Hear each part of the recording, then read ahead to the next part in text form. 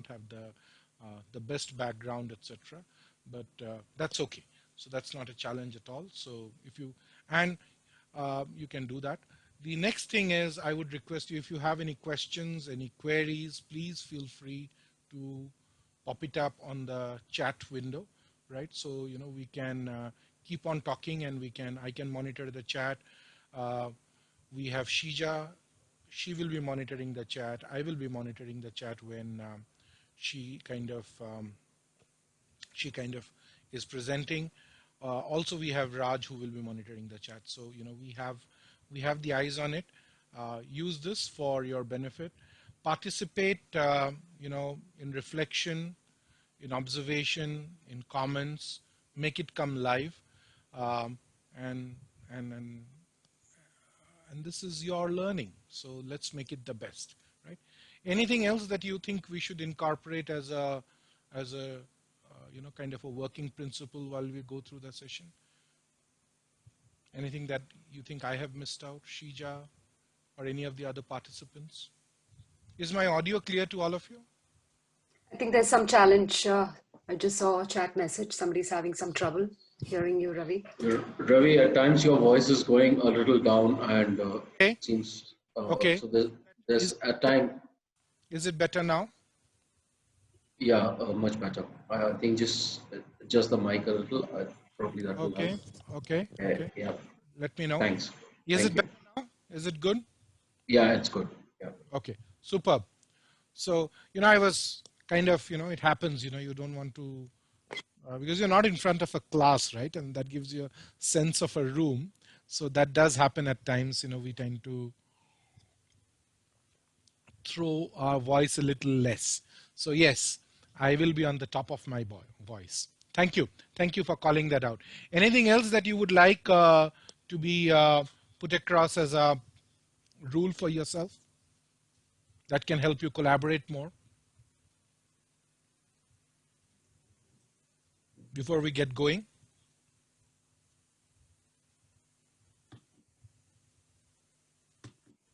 Superb.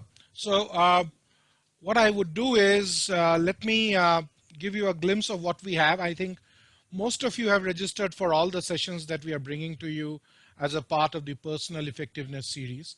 Just to kind of give you a little bit of context as to why did we choose these 4 key elements, right? I mean, we understand that all of us are going through a markedly different time, if you may know, in this entire pandemic atmosphere.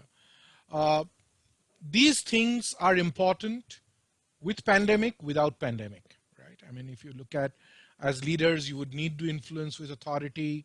As career in, as professionals, you would need to work on your personal productivity. We all, irrespective of our professional status, need to have great emotional agility, and personal branding is something that we are going to look into it today, up close and personal. But all these factors, in many ways, have slightly acquired a new meaning or a new definition, if you may like, in the current times. So what has happened is that the very fact that we have got this space restricted, right? The space-time continuum broken. So we are not at the same place sharing the same thought processes at many times. We are working from different areas, yet we are learning, yet we are trying to stay productive. It brings to us some new challenges. And these challenges are impacting us at various levels. The way we lead ourselves, our emotions, the way we work with others in the interpersonal space, and the way organizations are working, and the way we are contributing to the productivity of the organizations. Now, honestly speaking, many of us, when this all started around April, and gathered steam around May, we thought that this would be a passing phase.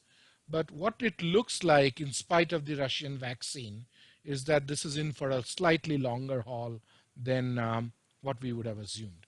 So it is kind of challenging us to acquire a certain set of mindset, a certain set of skill set, and a certain set of tool sets which are which have to be reframed. And many people use the cliche new normal for that, but I would say they need to be reframed.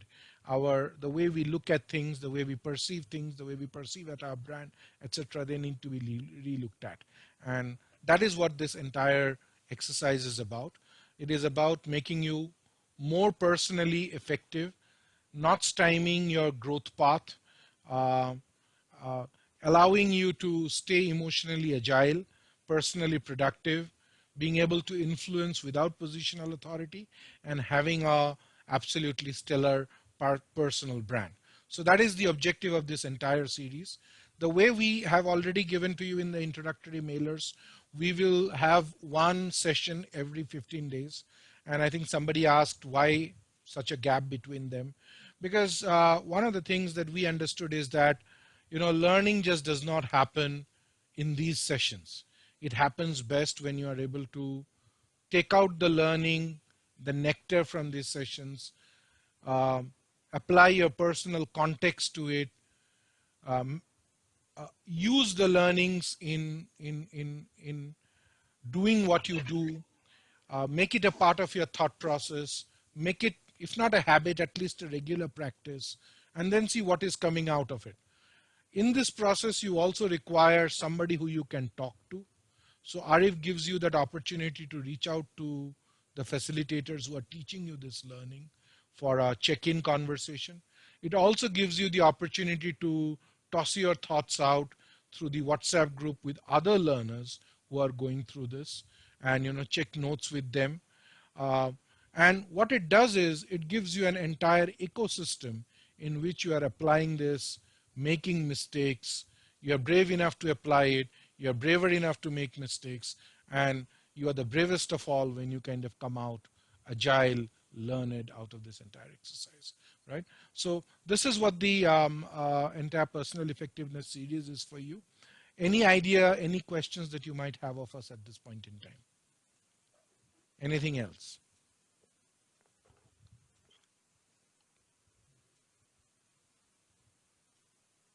Okay. I am assuming that the silence means no. If you have anything, please feel free to put it on the chat. If we are not able to answer you right away, we will go ahead and answer this, in the course of the session or even after that. So the channels of communication remain open. Okay, so let's quickly go ahead. So here we are with personal branding, right? Um, we call this as the brand called me, right? So uh, this is a very important aspect. There is a little bit of a play on this word called me. Any thoughts? Why didn't we call it the brand called I, and we called it the brand called me?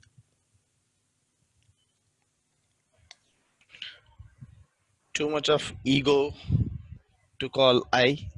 Okay, who's that? If you can identify yourself Yeah, before you. it's Krishna. Okay, hi Krishna. Good. Too much of ego. Yes. Me represents to to the person who is representing his own personal branding. Hi Ravi, this is Hi. Grant. Hi. Hi. Hi. Right. Okay, that's a good thought. Hi, this is Anindra. Mm-hmm. So the term personal branding itself starts with I or me. Mm. Without I or me, there is no personal branding. Mm-hmm. But why me, not I? No, as Krishna pointed it out, whenever I comes, I would also personally feel there is a sense in mind that there is kind of ego which comes only. I represents most like that, and me is something you're just part of whatever you're doing with others, what you're doing. Yeah, hi Ravi, this is Sapan.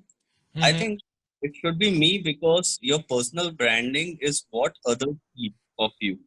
When Hmm. you say I, it's more about how I see it, but that's not your brand. It has to be me because your brand is what others see. Brilliant. Brilliant. I think we have a very, very sharp audience, right? You're very correct. I is a part of the me. but I is as it is in the eyes of others. And when it is in the eyes of others, it becomes me. Personal branding is not about how I look at myself, but it's a constant dialogue between the I and what others look at that I as, which is the me, right? So therefore, it's a brand called me. It's the I when the I is absent in the eyes of others. And when the I is absent, what exists is the me, right? So I hope it's not becoming too philosophical for us to kind of understand. Yes, there is a little play on the ego part of it, but yeah, there is this constant interaction between the ego and the environment, and that's where the brand called me comes into the frame. Okay, makes sense. I think that's a very good start to the conversation. uh, what are we going to look at? We are going to look at the importance of the notion of branding. We are going to look at what makes a great brand. We are going to be looking at the idea of branding, also from a little bit from the world of marketing, because if you typically look at the word branding, um, it is something that as a principle or as a methodology, we are borrowing it from the world of marketing, and and that is where it is. And in fact, if you look at it, that is what makes branding a little problematic for some people. Some people think that it is a lot about managing your positioning. It is a lot about putting up a face which is not real. It is a lot about doing things just for the sake of looking nice. However, in this session, you will see that great brands are not just position, but they also have an authentic value attached to them. And that is where the alignment between product and commodity brands and the human or the personal brand comes into picture, right? We will look at how this notion of personal brand gets played out in the social media, how the social media has kind of augmented the power of the personal brand, and it has kind of become so very much everywhere, ubiquitous. It is for everyone to see. Overnight you can get fame or notoriety, as you may like, with the stroke of a mouse. And at the end of it, we will definitely look at what is the way forward. How can you make your brand thrive, right? And let me tell you, you just cannot make your brand thrive by wearing a branded garment. It goes much, much beyond that. And I'm sure this very intelligent elite audience is absolutely with me on this, right? Anything else that you would have liked to been covered as a part of this conversation today? Feel free to bring it up.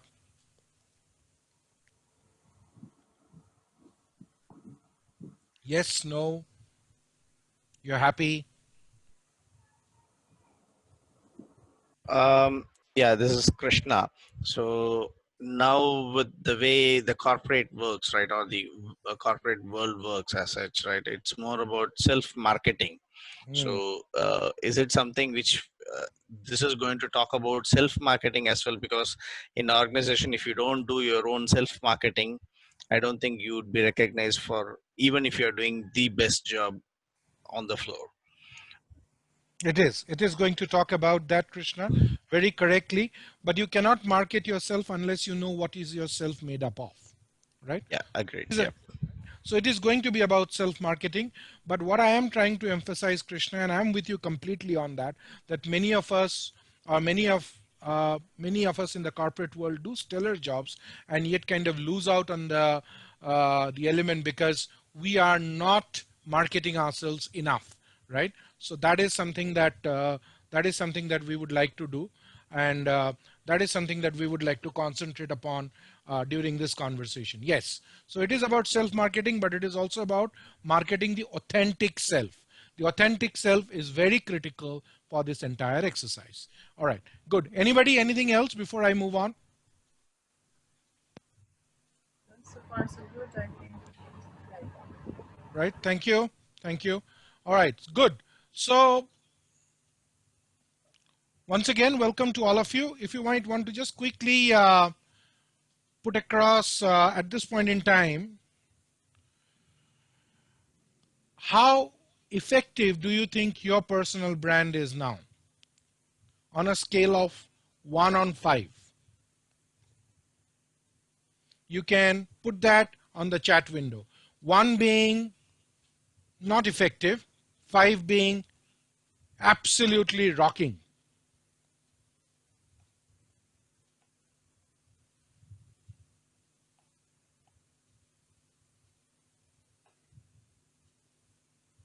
Okay.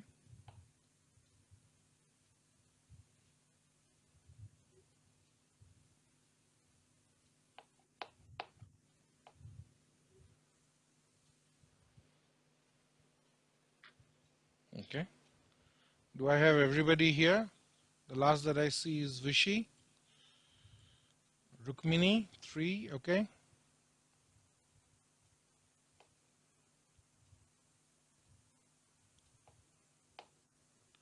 Superb.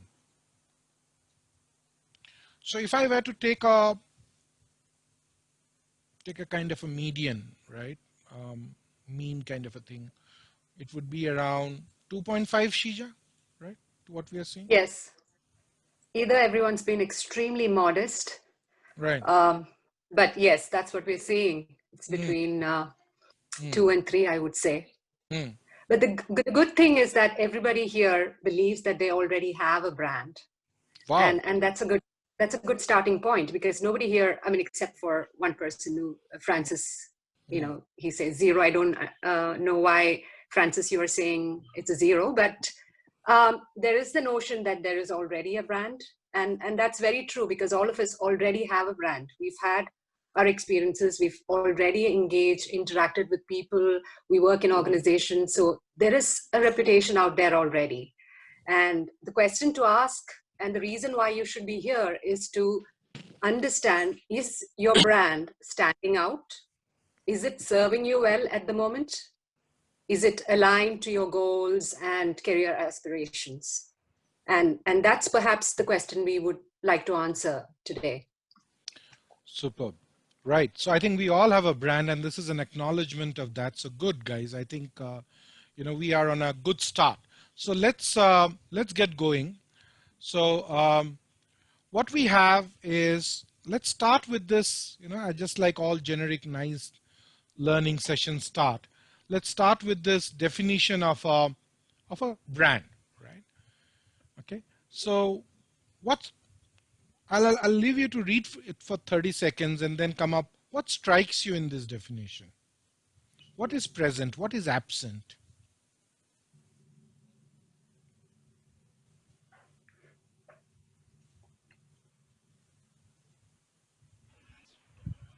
There is a unique identifier to differentiate or to identify one particular person or an organization from others.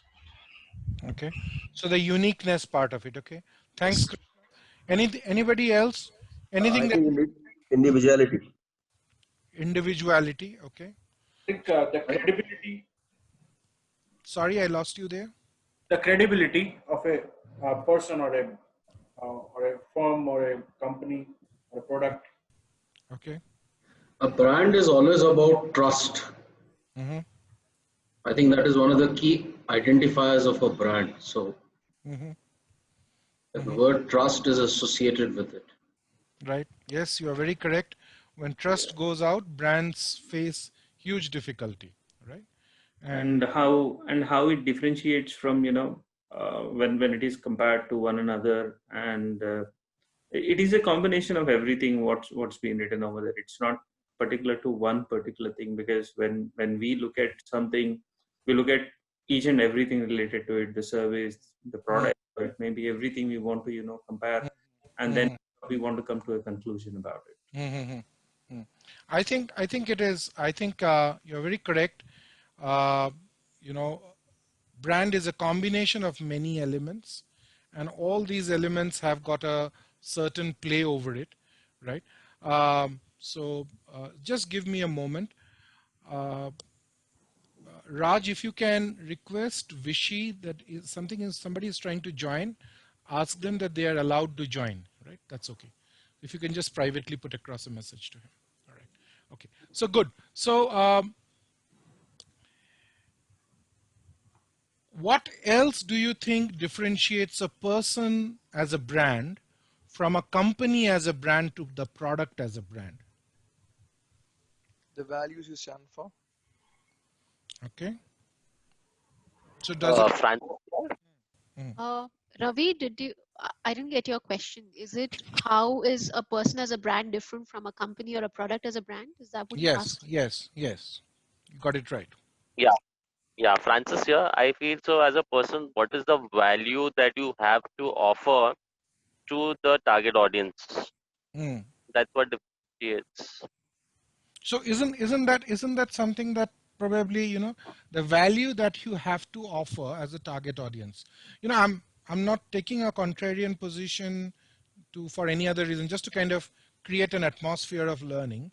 Let's see, would this not be the notion of a brand when we talk about from the standpoint of say a Netflix, the value that you have to offer to the audience? Correct. So I feel so, for example, if when I'm using Netflix, I feel more valued because I have so much flexibility.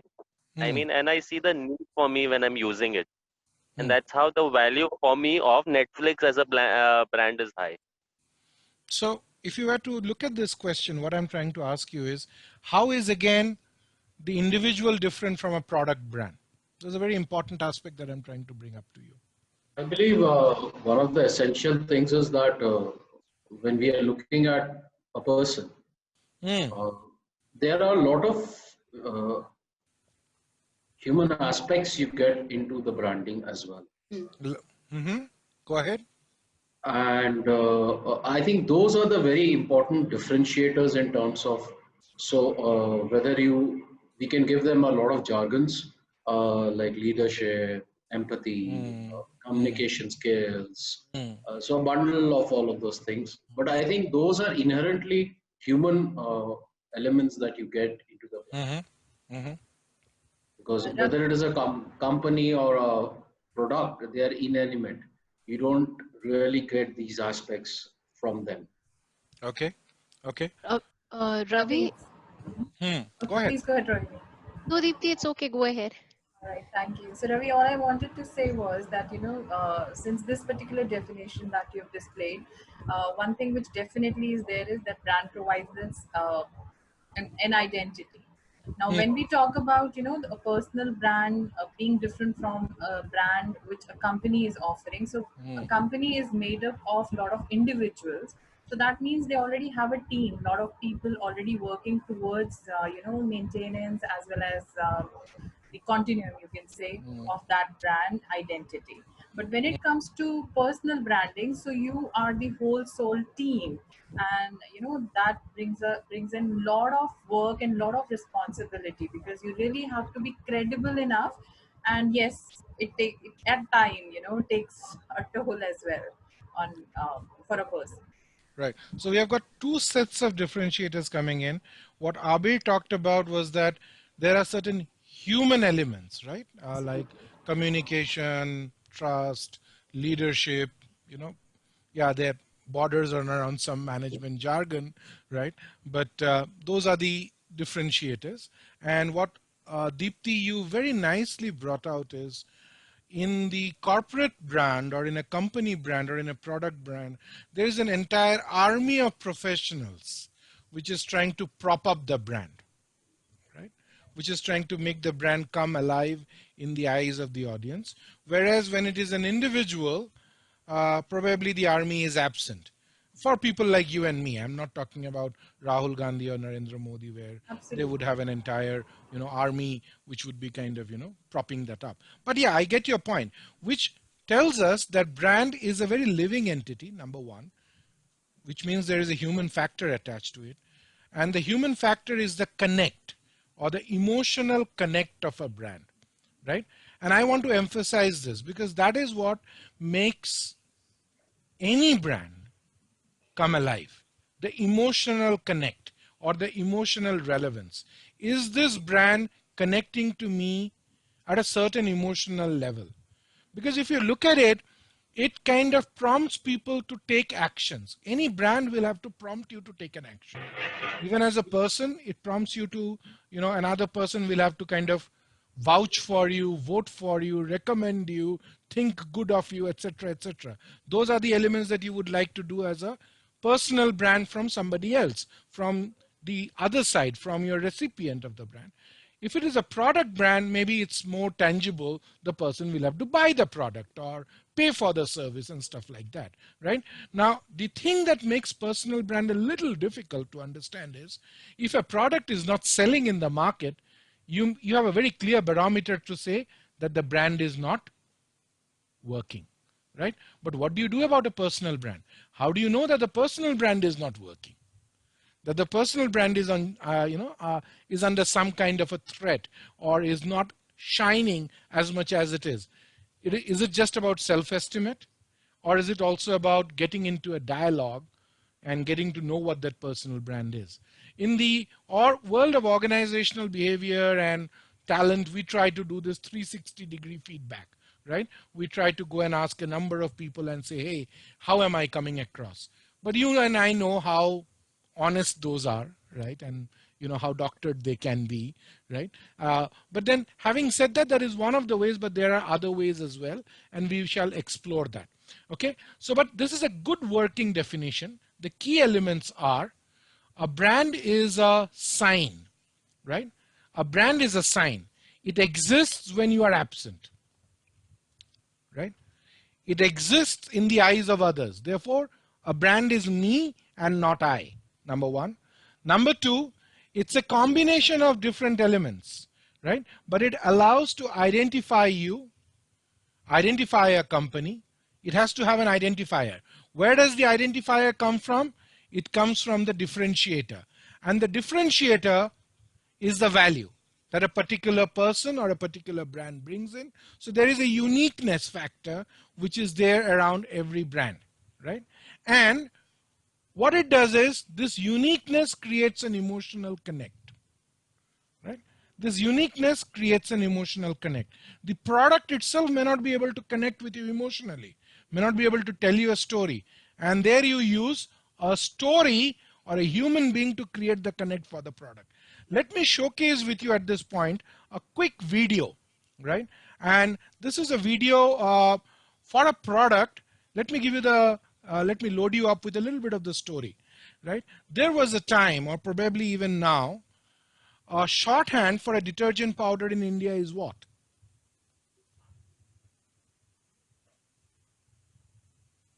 Surf. Exactly, surf. So, this is exactly something that Surf or Hindustan Liver or Unilever or Unilever's Indian subsidiary was facing as a problem in India. It was the first company to bring out detergent powder, and yet, it kind of lost its uniqueness to others. And it's like the other good example that I can give you is Xerox. So Xerox is actually the name of a company, but it lost its uniqueness. Everybody, instead of saying photostat or photocopier, started using the term Xerox kar do, right? So, Surf had to kind of gain back this relevance for itself. And what it did is, this was also the time when Nirma had come out with a far cheaper washing powder. It had reached the hinterland. The twirling girl was dancing around, right? And Surf had to come out with something which could connect to the Indian middle class. Look at this ad and see if you can, look at this definition of brand through this ad. Okay, and then we will roll it back into a personal brand exercise. Okay, how about so put your volume levels to the highest, because this is a little bit of a YouTube grab, so the audio might suffer a little. So I would request you to put your audio levels to the highest and see this. Okay.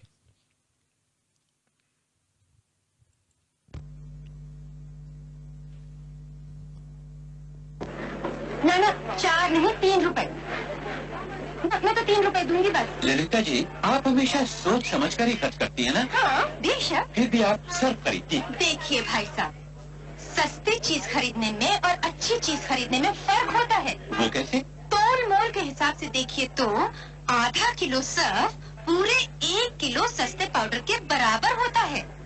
इसलिए Surf की खरीदारी में ही समझदारी है। और धुलाई? Surf से कपड़े सबसे अच्छे और सफेद नजर आते हैं। इस नन्हे नटखट के भी। लेकिन पैसे? भाई साहब, अब थोड़े से रुपए बचाने के लिए मैं इतना सब कुछ क्यों छोड़ दूं? क्यों? हाँ? रवि, ए भैया ठीक से तोलो। ललिता जी ठीक कहते हैं, सर्फ की खरीदारी में ही समझदारी है।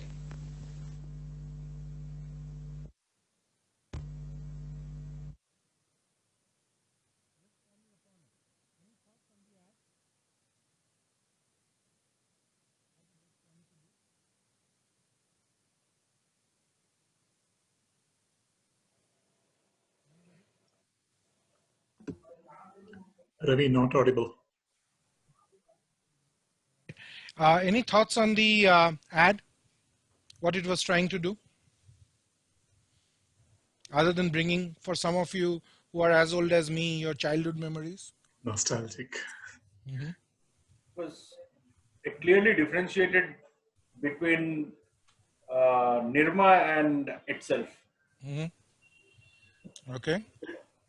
And it's like to grab the attention. I mean, the first few seconds of any ad is, the most important thing. What I feel, where you grab the attention of, the audience. That it decides how the ad is going on from there. Who was the audience of this ad? The people who middle class people.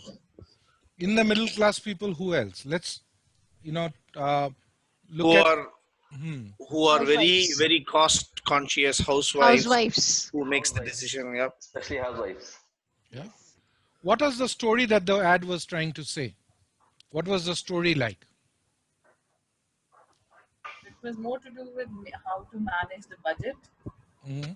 So what kind of money is going for what commodity. So that's what she was trying to explain. Right. I think it's more to do with value for money. And I think the conceptually point when this ad actually came out, Nirma really made huge inroads, and they were primarily much cheaper than surf at that point of time. So somewhere the mind conception became that surf is good, but it is mehenga. Right. So I think that myth of getting value for money is what was trying to get translated through this ad. Okay. Right. And if you look at Lalita ji and her bindi, does that give you a message?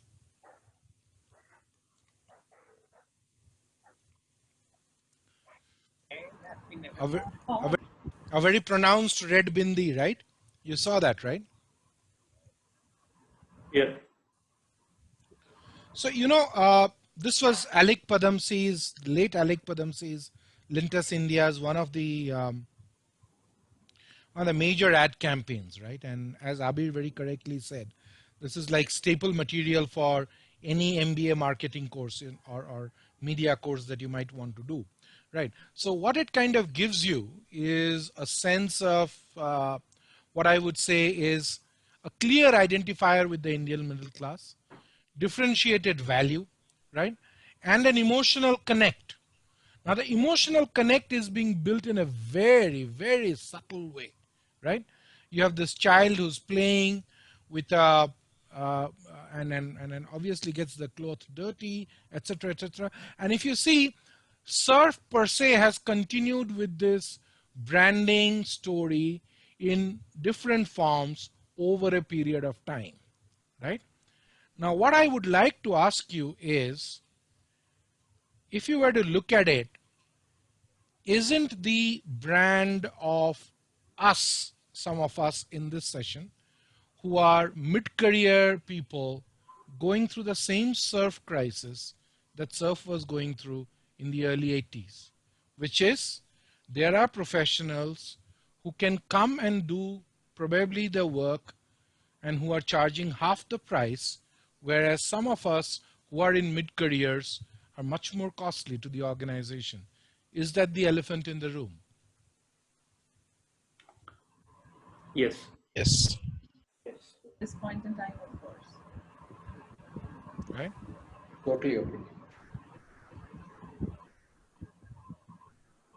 So you know what? When I was thinking about this, I was thinking that there is a message, right? This is such a brand. And by the way, you are the guys who have kind of created the IT, the job market, and all of these big things, right? So you're like as ubiquitous as, you know, what is IT? You guys, your careers are. But in many ways, it is this time that you are being asked to recreate or reframe your brand and reposition your value proposition. So what goes into making a great brand is some of the key attributes, right? And we will look into it in a short time. But can you identify some of these brands here quickly before we move forward? Yeah. Which of them are easily identifiable? Let's say one. 1, 5, 2, 6, 7, 3, 3. Mm-hmm. 6, 4 as well. Mm-hmm. 4. 5, All of them. Yeah. Okay. 7. Almost. What is the story that one is telling you about? Model 2 है BJP नेता. No, सास बहू की Yes. कहानी. क्योंकि कभी सास भी बहू थी. सास बहू की कहानी. Yeah, It is right. to do the सास बहू serials. It's a kahani घर घर की, then becoming a BJP leader. Okay. Yeah. Education minister as well. Or the photo also depicts her, you know, her own journey from where she started and where is now. Yes, yes. You can also look at it Exactly. in that way as well, actually. So Right. has her brand changed? Positioning changed? Yes. Yes, according to her roles and you know how she got into it now, it's completely different now. And what has remained constant? Acting. I would say drama. Skill. Skill. Correct. Right? That's the skill. Correct. Okay? Yeah. The mindset has remained the same. Right. No, but actually she also took the concept of that whole previous thing to her new role model also and connected with the people. So what is that concept, Abir? Connect. I mean, people connect. I think it's most to do that I come from an humble background and I understand the problems of the humble. emotional connect. It's like lady next door. Yeah, See, lady next door, yeah.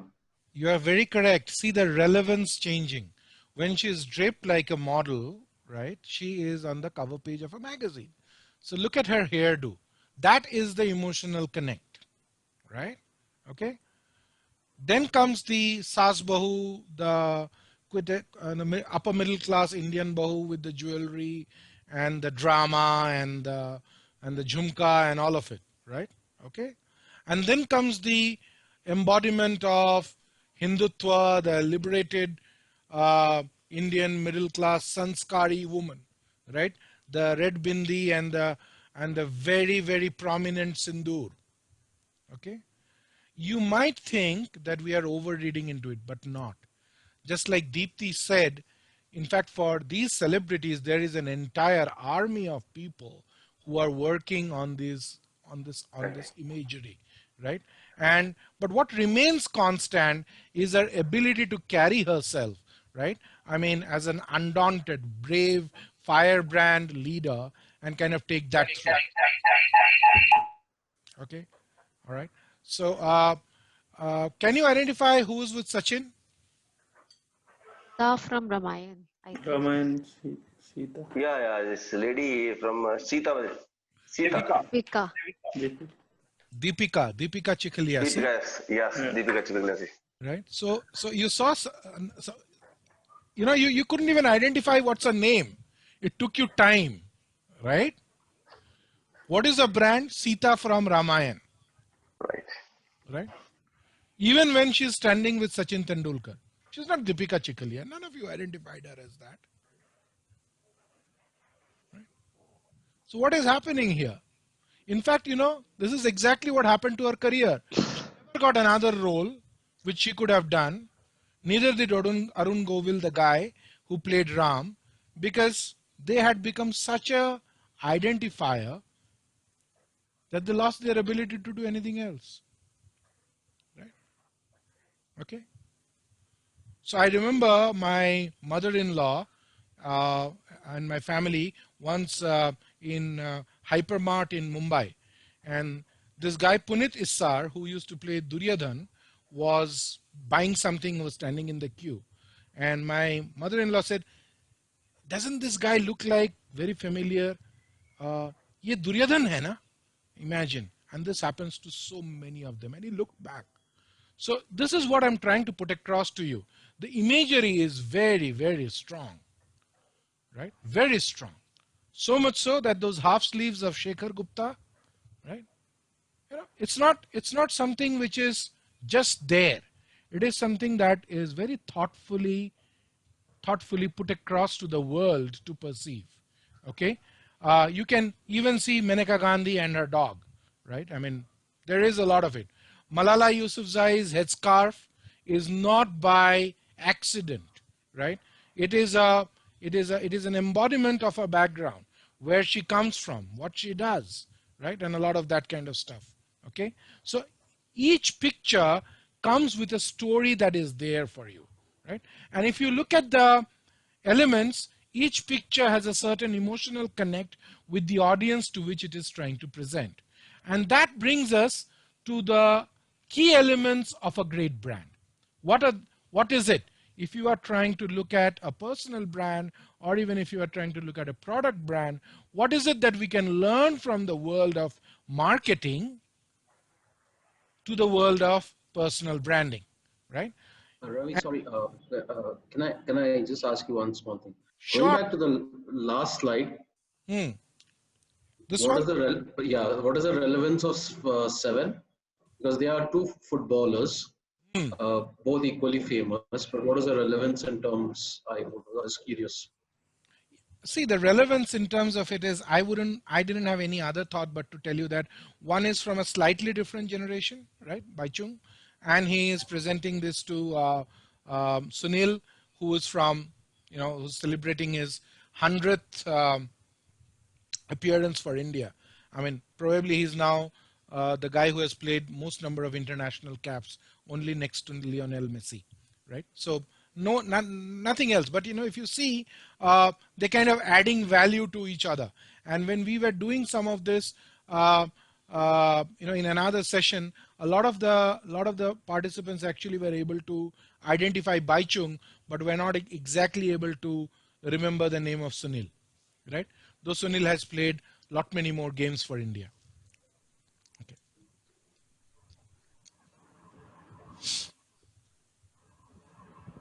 Okay. Superb. So, but does that tell you that human beings or personal branding matters? That's my key question to you. Yes. Yes, very much. Very much. Right. Now, let us look at how do these people or how do products even create brand through this element of this panchatattva, as I call it, right? The 5 key elements. Okay. The first thing is purpose.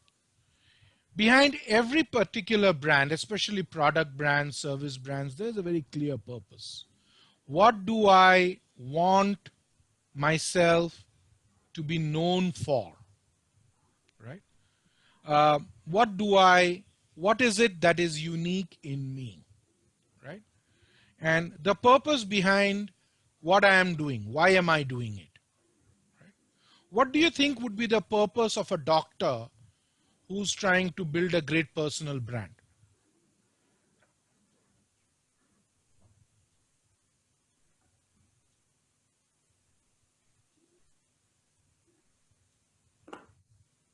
Attract more people towards him for any, say for example, if I'm ill, the first thing I should be remembering is that particular doctor. He's friendly, is approachable, Mhm. doesn't, I mean, he has that personal touch. So all those stuff. Okay. So what do you think can take away the purpose from this doctor? Nowadays it is about Fee or any, I would say, the way he diagnosed someone and he couldn't cure that particular person, right? His history, Mhm. right? So, is, say when someone tried to reach him at off hours, right? So whether he was approachable at that time, so all those things could take away. Okay. So you could find the purpose of the doctor and you could also take away from the doctor his purpose. Can you find the purpose for yourself? Make a small note. What should be the purpose of your brand? Approachable. Yeah. What professional acumen you want to highlight? I mean, the day in day out work we do, and I'm talking about from a work standpoint, and Mhm. approachable are we with when with our peers on a day-to-day basis. How they would look upon us. I mean, in case if there is anything they would like to know or anything related to that. Okay. So So now, we can also okay. call it like what is the other person has in terms of takeaway after a short conversation or maybe a session. So what is the takeaway? Mhm. Okay. What I can bring on to the table to that particular corporate, and how can I help them, help the corporate to grow or achieve their goals Mhm. by means of my experience or my brand as such. Okay. Good. So now let's look at the next question. You're getting some thinking going, right? Yeah. The next question is, what would differentiate you? Positioning is about, you are in a crowd. What is it that, how would I know that this is Krishna, this is Abir, this is Deepthi, this is Shija, this is Raj, this is Syed? How would I know you? I mean, I know you now because you look different, but in terms of your skills, your capability, your value proposition, what is it different that you bring onto the table? Have you thought about that? My USP, what is that I can do that? I love the term USP, but a lot of people, you know, take a little backseat when you say unique selling proposition. So I try to reframe that in an emotionally available manner. I call it unique value proposition, Okay. UVP, right? UVP. Right. So what is your UVP? Yeah. My UVP is more my say domain or the technical expertise, right? Which is very much rare in the market. Okay. Yeah. And my experience and my people connect, what I hold right from day one of me joining my career, right? So, what is the people connect I have across the industry? So, and what it can, how it can help the current organization in doing their business as such. Okay. Anybody else other than Krishna?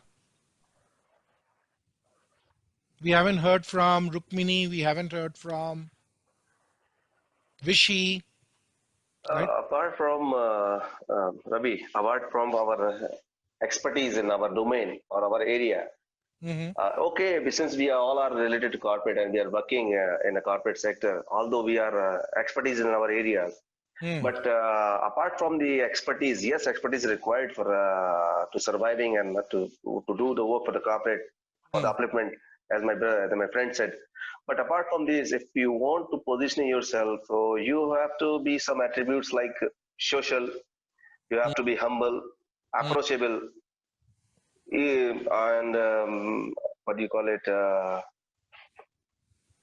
Means good, at least good behavior. You can say good to all. Very good. Very good. Thank you, Sayed, for bringing that up. A lot of us think Hi, that Ravi. our. Sorry. Hi, Ravi. This is Riaz. Hi, Riaz, go ahead.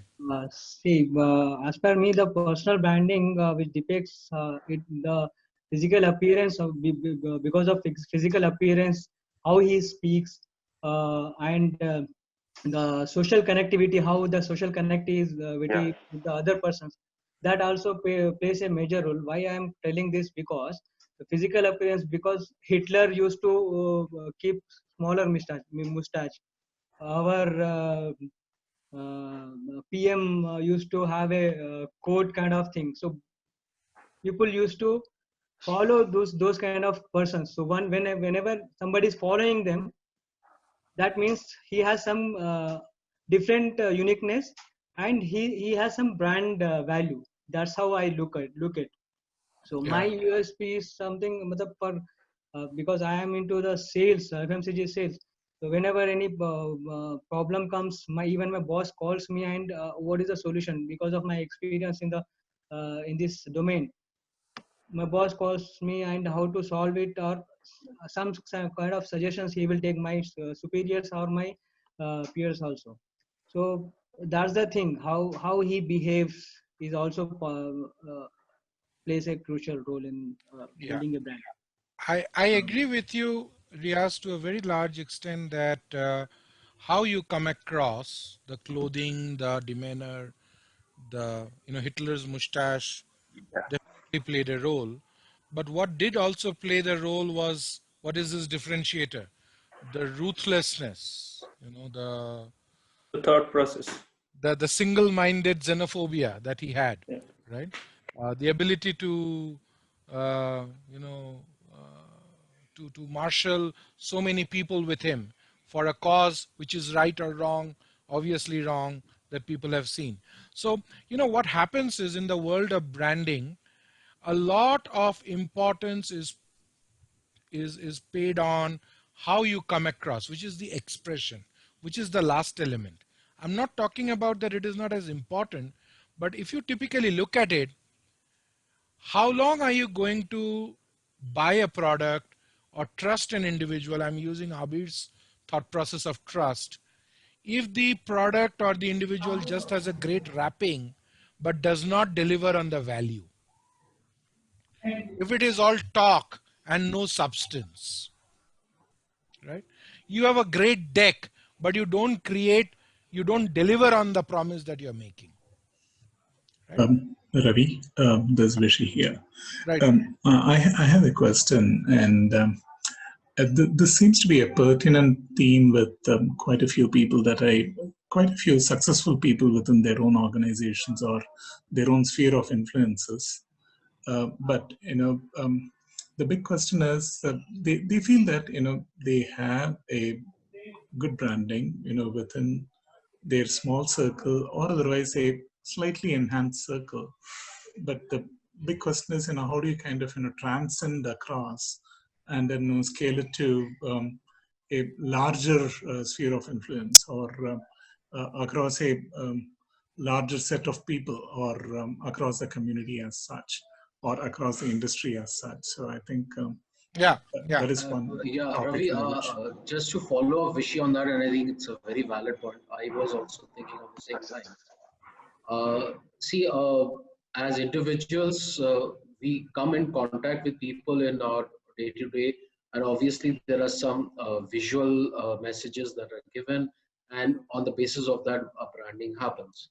Unlike celebrities, the media doesn't cover us, so our whole enhancement is not there. So how do we really take it beyond that small curtain? And today, more relevantly, my question would be, how do we take it to social media, which is basically pictures and storylines where you are not really interacting, like a LinkedIn, Yeah. what's Yeah. yes, things like Yeah. that. Yeah, that is the second part of positioning and expression, and we are going to come to that. Just give me a moment. But what is very important is, and this is you will see this, and I'm going to be talking to you about the brand of a guy who has made an impact in every one of our lives in a short while, and that is the brand of Gandhi, right? And how he went on creating this unique brand about himself. Not very many people talk about Gandhi as a brand guy, but we will see, and then I'll show you a small newsreel video where you can see how his brand is demonstrating a lot of these elements. But yes, the social media is very important. How do you showcase that? But what I have seen, and I'm just responding quickly to that, and I'll come and respond in detail to your observation in a moment. But what I have seen is a lot of people just do everything to get noticed on social media. Right from the dal that they are eating to they cook on social media, they breathe on social media, they read on social media, they make relationships on social media, they break up on social media, they mourn on social media. All of this is fine, but they somewhere forget the gaze that the social media has on them, and therefore they are not aware of the story, or they are not really conforming to the fact that what is it that they're presenting? What is the story that the world is seeing? Are they in control of that narrative, or the narrative has taken its own life and has spun out of control, and people are getting mixed messages about them, right? So for example, there are different media, and we are going to talk about it, right? What happens when you do it on LinkedIn versus what happens when you do it on Facebook. And if you look at the questionnaire that we, or the workbook that we have shared with you, brings us some of those questions, right? I'm not too sure if I can answer all of them in great detail, and that's the reason there's this 15 days time. If you have some of them, you want more in-depth work with yourself in the center of the picture, please feel free to reach out to me or Shija, and we are going to help you, coach you, substantiate your learning, and make you work on this process. That's why this is not like any other webinar that you go through where you fly with us for some time and thank you for traveling with us and we drop you at the airport, right? So this is a little more longer sojourn, as it were. But if I go back to this, if you typically see what makes a brand very significant is the element of what is it that people can get from you every time consistently, which is the promise, right? What is it that people get from you? What is it that people would get from that doctor? Impeccable health, wider availability, 100% every time, every patient is important. Similarly, what are those attributes of yours? What is the promise that you are making as a professional? Right? What you are asking me is, how does the world see this? But first of all, let's analyze what is the promise that you're making. Many of us are not sure about the promise that we are making. If we are not sure about the what that we have, it doesn't matter how are we going to position it, right? Okay, and then if you look at the every brand has a characteristic personality attached to it, has a very important personality, and the brand speaks that personality. Let me give you examples of product brand and you will understand this, right? What is the differentiator between Dove and Clinic? Both of these brands are owned by Unilever. I mean, both cater different set of customers and their requirements are different. One is a shampoo. I mean, it's not about shampoo specific, but both offer a different segment of customers, actually, to be precise. I mean, in terms of what differentiates both the products is specifically the cost. And therefore? The customers would also vary. The customers who feel that they're more comfortable according to their budget, they would go ahead with Clinic Plus. The customers who feel they can definitely go ahead or affordable to buy Dove, they would go ahead with Dove. But however, the purpose of the products would still be the same. Only it depends on what customer really wants to buy. So how do they position this? How does the expression change? One is relatively high end and the other is relatively low end. So even while they are positioning themselves for a Dove, they may use some famous actresses. And while they are projecting Clinic Plus, they may prefer to present a household woman. Okay. Okay. Ravi, apart. And Dove and Clinic Plus inherently two different segments. In sense, when you look at Dove, Dove initially was something which came out with a more kind of a softness aspect to the whole campaign. Mm-hmm. And Clinic Plus was basically a solving a problem of keeping your hair clean and healthy. Mm. Exactly. I want to add in the similar manner. Mm. Dove is propagating or advertising themselves as a soft by the resolving all the problems of the hairs. But they Mm. are soft, delicate to your hairs, to your skin. They're claiming their attributes or their specialty apart from the work. Mm.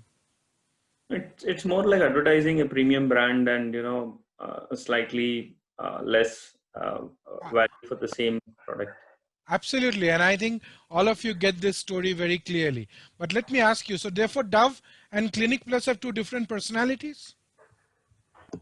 I thought, very early when I first saw these ads, Dove was more feminine, Mm. and Clinic Plus was more masculine. That's what was the very initial Yeah. reactions.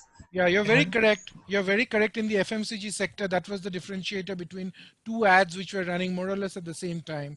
One was Liril, which was supposedly a very, little lad, right? Let me not go too deep into it. And the other was the Life Boy, which was the more of the, the boyish kind of thing, right? So yes, that those gender roles are also something that these ads try to do. What I'm trying to put across to you is that, and Vishy, sorry for cutting you in the middle. What I'm trying to put across to you is that brands have personalities, right? And if you typically look at even the celebrities that that endorse the brand carry a certain value which is in consonance, right? Let me give you an example of this. This is called the element of social proof. Who's endorsing whom? They are lending their personality value to the value of the brand.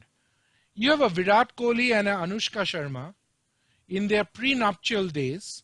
In fact, that's where it all started, doing a ad campaign for Head and Shoulders, right?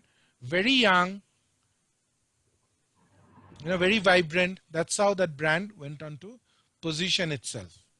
And because the people related to it, there it's not for nothing that Virat replaced a Shah Rukh Khan or a Sachin Tendulkar and became the brand ambassador for Pepsi.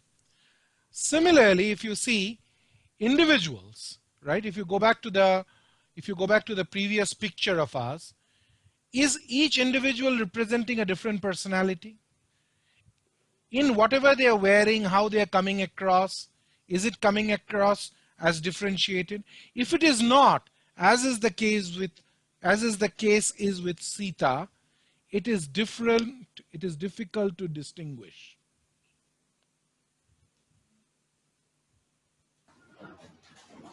Okay? Okay. Do you see a difference? Do you see a difference in the personalities here? Each one is carrying a certain value system.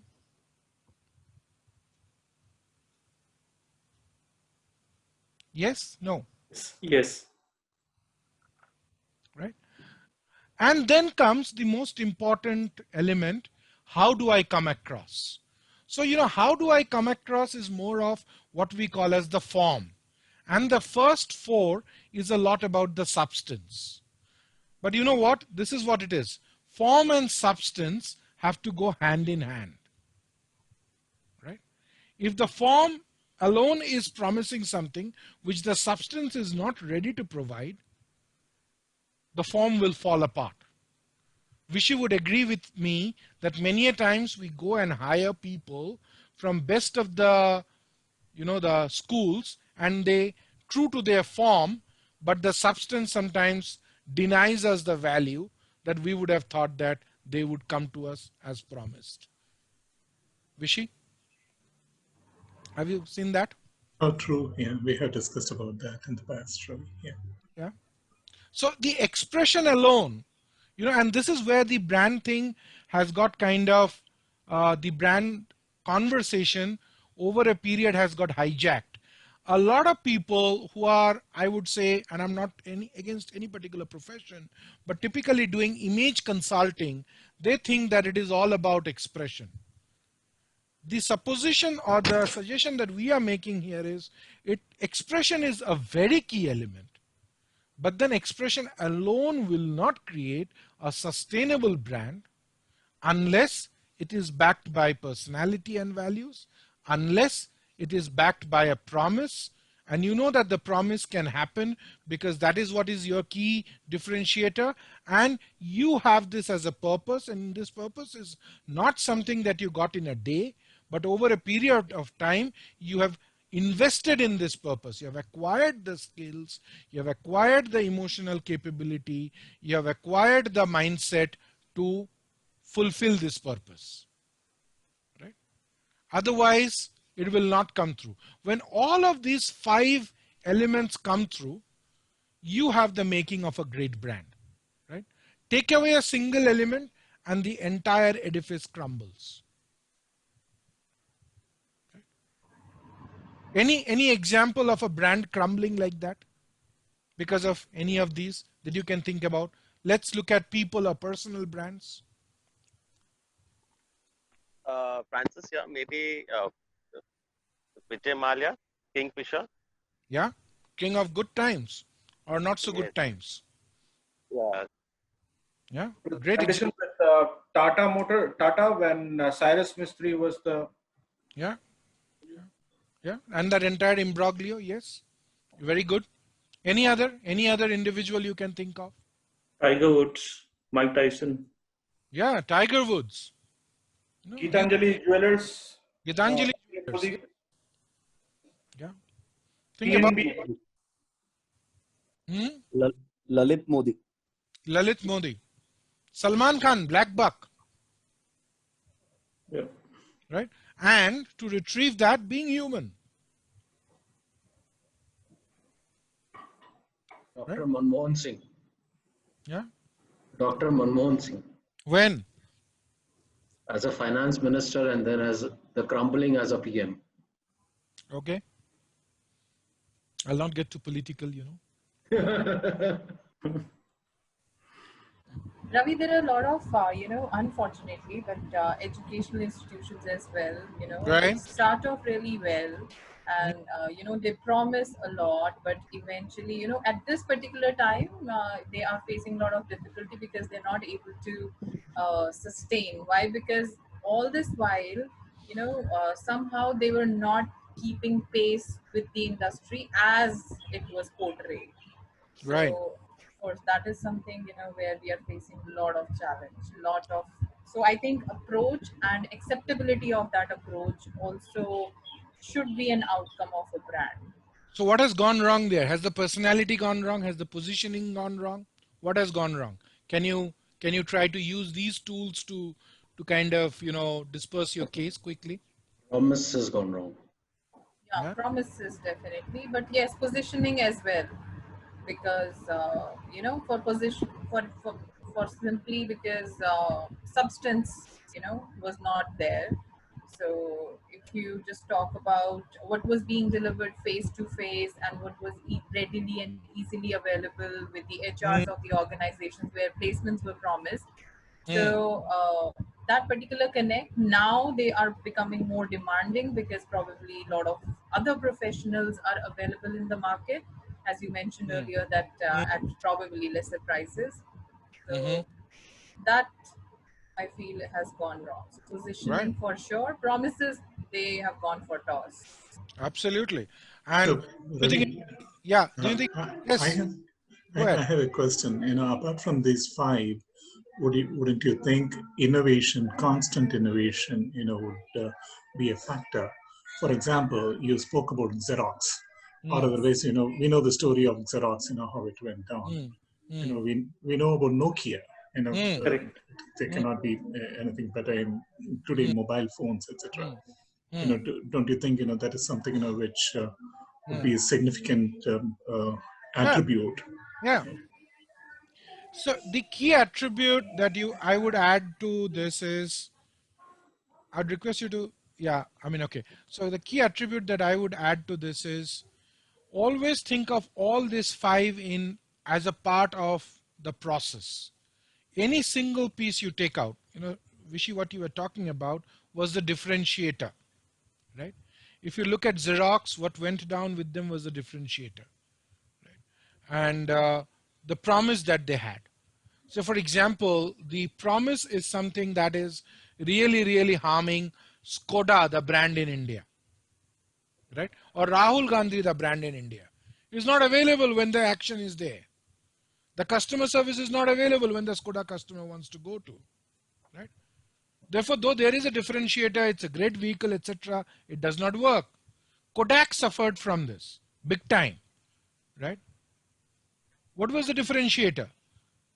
The differentiation was that they were not ready for a change. The most important piece, what I felt, was apart from these 5, change is something that, and they should agree and move on or try to make change what they are doing, because the trend is changing. That's very important in all these cases. That was the biggest thing. None of these corporates never they always thought they are unbeatable in the market, and then they took a very big hit actually. And I think that's a brilliant point both of you are making, is no brand is constant. It is as living as anything else is. Because what makes the brand a brand are the individuals or the consumers or the customers. Since they are living, their emotions go through up and down.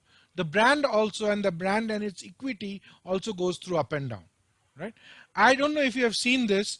Look at the way Mahendra Singh Dhoni's current advertisement brands are going through a change, right?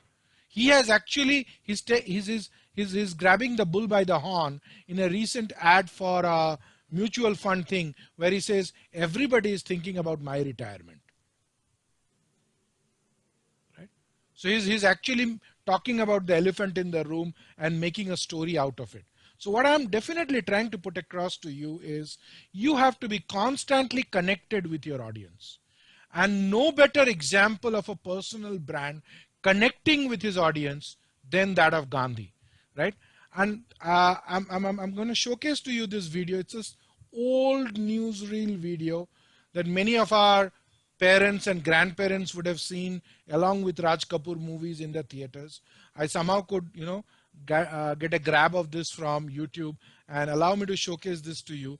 The audio may suffer. Again, please up the audio and look at what the picture is telling you. It's telling you a very compelling story, to say the least. Okay, so let's spend a couple of minutes on this.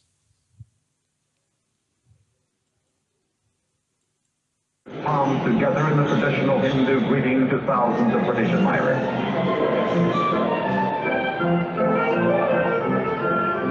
He went to Lancashire, where the cotton mill workers had been hit hardest by his boycott of British manufactured cloth in India, offered no apologies to the unemployed, bore them no enmity, and they found it hard to resent him. They were taken by his almost childlike gaiety and deep sincerity. You are going to tell the other citizens that I love you all as my own children. That's all I want to say.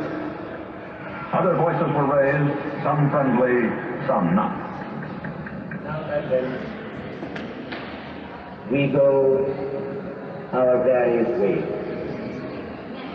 Our 10 weeks of valuable cooperation and pleasant companionship and friendship are ended. Things are going from bad to worse. Great mismanagement and weakness are causing unrest and disturbance to 300 million primitive people whose well-being is in our care. The confusion which exists in the political parties at home may well produce chaos in India. For I feel that the Indian danger will raise a crisis equal in importance to the greatest event in the history of Great Britain.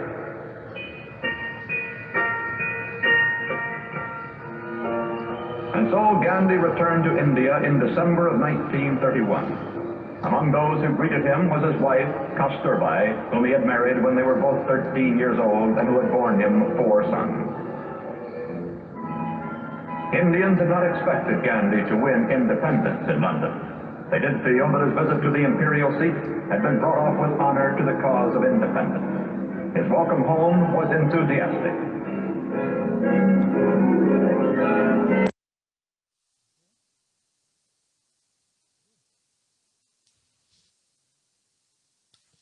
Can you hear me?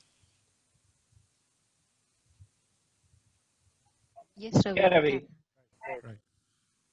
Shija, any thoughts on the brand that you on this video before we lay it open to everybody? Well, I'd say that this is kind of, a very apt video that ties in with what we've been talking about so far. And while I don't want to I don't want to disrupt the thinking here, but everyone's been talking a lot about, and while we've been encouraging that about products, we've been analyzing it, dissecting brands.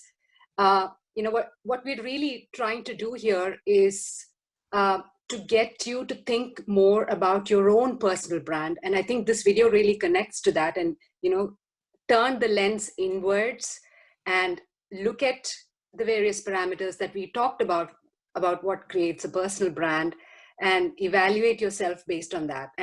And as we go through this, discuss this particular video, I think it kind of would sort of shed more light on how you can do that for yourself. Because at the end of the day, that is the purpose of this, right? We are trying to figure out how we can create our own personal brand, amplify it to the extent that we want, and to achieve our goals. Right. Thank you, Shija, for bringing the focus back on ourselves. Okay.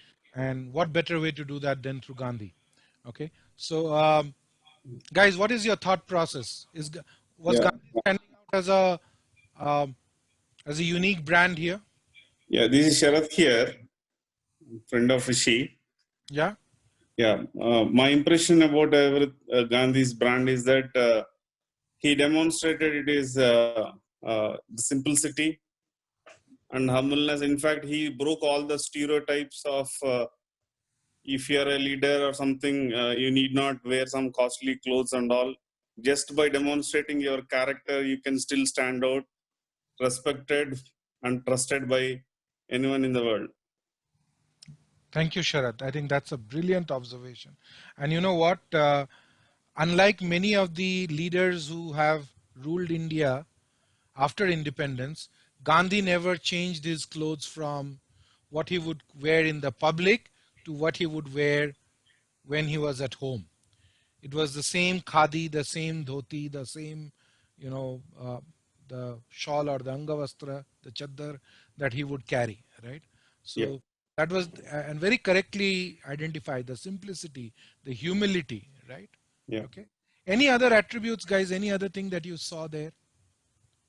Was it by Ravi, what I feel, yeah, what I feel of Gandhi brand is he practiced what he preached and he preached what he has practiced.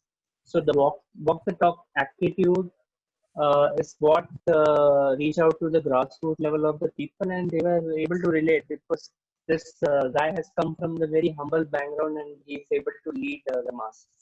Absolutely. So the value he guarantees, the brand promise about Gandhi is unwavering, right? I mean, if he is not able to deliver that value, he will abort that. And actually he was actually quite a pain for the entire Congress party when he aborted major movements because he thought that the value that he was guaranteeing was not happening. I mean, he kind of left the Champaran movement or the halfway through the Chauri Chaura incident, and he kind of came back, right? So you know many a times when he just aborted, right? So yes, that's a very important. He is walk the talk. And if you look at good brands, good personal brands, they walk the talk, right? They walk the talk. They promise a value and they guarantee that value. Every walk of life, they are doing this. Okay. And one of the major things that Gandhi did, I mean, I'll come to that. Any other thoughts before that? I think there was another aspect that was clarified and portrayed through this was the entire movement against the British rule. So Mm-hmm. if you look at it, here it is categorically is visiting shutdown mills, which were Mm. a fallout of a movement in India against the ruling colonial Right, power. But right. he tries to convey to the people of the country that we are not against you. Mm. We are not against you as the people. We are against the concept of you ruling us. Right, right. So very correct. The purpose is to win freedom for India, right? Okay, and that is what it is. What differentiates me is I'm not using violent means. I'm not here to kill you. I'm not here to take your livelihood away, right? And the inherent kindness in patting the cheek of a little child is very well portrayed, right? And look at the firebrand, I mean, the slogan that Winston Churchill is giving: primitive people, 300 million primitive people. He is going to take care of us. And Gandhi is saying, I'm going to take care of your people who have lost their livelihood. Okay? So what Gandhi does so beautifully in this, and this is very important from a personal branding standpoint, he takes away the notion of front stage versus backstage. This is a very important notion in branding. We often think that brand is something that we will wear our Sunday best, we will wear our suit, we will wear our tie, we will put on a garb, we will put this on the social media, and people will like that. There is an image and there is a reality. There is no image, there is no reality. He is the one and the same, right? And he is the first actually challenging this. God bless you. Right? Okay, so I think the weather is taking over. But if you see with Gandhi, the rest of the folks, all are walking in suits and ties, etc. He's challenging that with his simplicity, with his humility, with his human connect. I am what you see. You can believe this. You can love me, you can reject me, but you cannot underestimate my importance, right? You cannot ignore me. And that is what he came across as, and he inspired. Yeah, go ahead. Anybody wants to add to that? Yeah, Ravi. Hello. Yeah, go ahead. Yeah, Ravi. What I would like to say about walking the talk, as you said, is that I think we had a discussion initially about how a personal branding is different from product or company Mm. organization branding, right? So Mm. I think when it comes to a product or an organization branding itself, they have a lot of means of advertising themselves, of pitching for their product and things like that. But when we talk of personal branding, I think the primary methodology of branding oneself is walking the talk. And Absolutely. I think because we don't have the media to our disposal to go and advertise ourselves. Yeah, social media can be a mode of communication that way, but I think walking the talk is the most primary method Mm. to branding ourselves. Mhm. Mhm.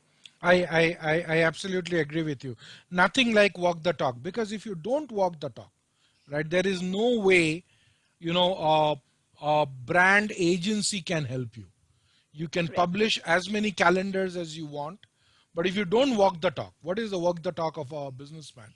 Pay your dues. When you don't do that, it is going to come back and catch up with you, right? So that is very clear. And I think, Rohini, was that you?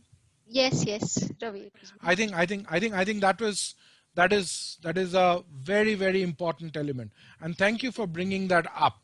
Now let's move forward a little bit, right?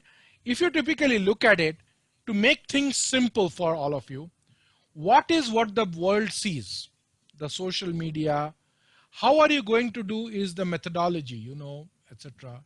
But what is important for you, very importantly, is to understand the why of your personal brand. The distinguisher, the differentiator, the promise that you make.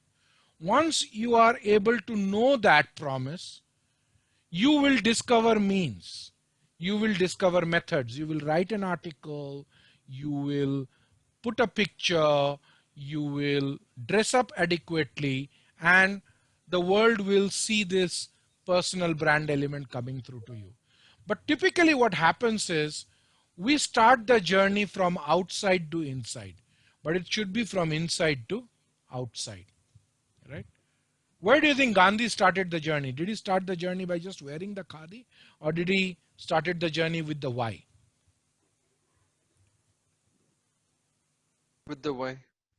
Yes. It was not a simple change of dress code, right? From the bowler hat that Gandhi was wearing in South Africa to the new dress code that he had. He actually went through 3 years traveling through India, third class, as he would call it in those days, in the Indian Railways, visiting people, knowing their life stories, right? And then coming up with his entire philosophy of ahimsa and working on it, right? So it is very important, guys, for you when you are talking about the brand to know what is the story that you want to put forward, right? So if I may just quickly share with you, right, the handout that we gave you, right? If you look at the handout, I hope you can see that now. Okay, we are asking you in the handout to first of all identify your what, right? Or the key. I'm getting a little bit of an audio interference. I'll just put you on. Okay. So, Shija, would you like to take the group through the worksheet since you were so integral in making this through? Sure, Ravi. So this is really a synthesis of what we've been talking about so far. We talked about the 5 integral elements of brand.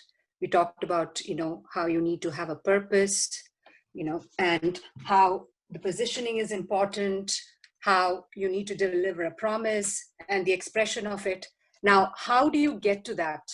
Now, we talked a lot about, how we perceive brands and how what we see, went right and went wrong in individuals and brands that we're familiar with, right? And so when we are creating a personal brand for ourselves, it takes the same amount of energy and strategy that a marketing or a brand agency puts into creating an ad or a character for a particular product. And that is the amount of effort and thinking that needs to go into creating your own personal brand as well, right? And what this questionnaire does for you is give you kind of a place to reflect and to put together your clear vision, your articulate what you are, what you're offering, and what you would like, how you want to come across to other people, what are the different channels you would use, and all at the center of it all is what is your purpose. And one thing to remember is that brand is dynamic. Okay, today my purpose is that I would like to get into the next level of leadership, or my purpose is that I would like to attract more customers for a service that I'm offering, or it could be that I'm starting out in my career, I'd like to be more known in my team and in my organization. So the purpose is going to be different for different individuals and different depending upon the context that we are in currently, right? So it's not something that's very static. It keeps changing, and you need to sort of adapt your brand to meet that particular purpose, right? And when we talk about strengths, many people tend to take a very 30,000 feet kind of an approach. Okay, what are your strengths? Team management. Now, what is team management really? You need to be able to break it down into specific skills. Here, this is not your resume. This is about communicating your brand personality, a certain reputation that you want to build, right? So you need to be really be able to break down your skills and then identify a set of skills that you would like to be known for in that particular given time to kind of meet that brand image that you're trying to create. Why I'm saying is this is because it can change. You know, today you're at this level of in your career, you know, XYZ skills might be important. It's important that people who matter know about these skills. But when you move to a different, perhaps you change industries, perhaps you transition to a different role or a different, completely different job that you want to, you know, try out. You cannot have the same, you know, brand story or the, you know, you can't be sending out the same message. So it's important to always know really what is it that you're offering. Right. Okay, and that takes time and reflection. So you know, there are many ways to do this. We're just offering one approach, right? So you list your skills, you pick 5 skills that are relevant to you at this point and that you want to amplify to others. Okay, and then look at, from an audit perspective, look at these skills and ask yourself, how many people in my circle, in my network, in the sphere that I'm trying to influence, know that I'm strong at these skills? And that's a very important question. And you have to be honest about it. You have to be realistic about it. And maybe you also need to take feedback about it. Now, I could tell myself, I mean, I could keep saying that I'm excellent at PowerPoint skills, or I'm excellent at making presentations. But you need to also kind of gauge and see, you know, does that come across to others as well? Do people think that I am really good at this skill? Am I the go-to person for this particular skill? Now that's where you get your feedback from. You need to ask, you need to, you know, we talked about 360, that's something that you can do. But generally talking to people, talking to your, you know, peers, people in your, you know, social circle, people who get to see that skill. Right. Right. So, you know, if you, Shija, And that's the strength piece. I'm just pausing to get, you know, if there is any thoughts or questions around this before we move to the next section. Yeah, before we move to the next section, in fact, I would like you to also look at the worksheet. We are showcasing it on our screen. You also have received a copy of it. And it is not that if you don't ask us now, you cannot ask us again. You are always free to reach out to us. But this is the worksheet that will allow you to reflect and make this learning into your own, right? And will kind of bring about this. So there are 2 key elements to this worksheet. One is your, you know, understanding your key skills and your strengths. And the other is the expression part of it, which is more about how are you positioning your story? How is your network laid out? Are people who are in your personal are also in your professional? Are you able to clearly distinguish between your professional and personal networks, which is a very difficult thing to do these days? And how would you like to communicate your story going forward, right? To the different networks that you have. And we have got something like 11 questions for you and the tools that you might want to choose for the best of this. So it's not that you will be able to do everything right. There is no right or wrong about this. This is an effort, right? This is the journey on which you are embarking upon. And though these questions look very simple or very innocuous, believe me, once you start putting pen to paper, you will see that you require deliberate effort. My view or my request to you is don't just see this questionnaire, reflect 1 or 2 thoughts upon it and keep it. Take a printout, try to answer them, right? And try to revisit it. Check out within the cohort group. You can reach out to us. You can send us this questionnaire. Check out within the cohort group with 1 or 2 of your friends and ask what is it that they think. Individually discuss this and make this to come alive, right? That is the way you can make this learning from being academic to being personal. And making it personal alone will help you to really make the most out of this, right? Participants, do you have any questions on this? Anything on the questionnaire that you think is not making sense to you right at this point in time? Allow me to take your response from you and then move to the last segment of the program.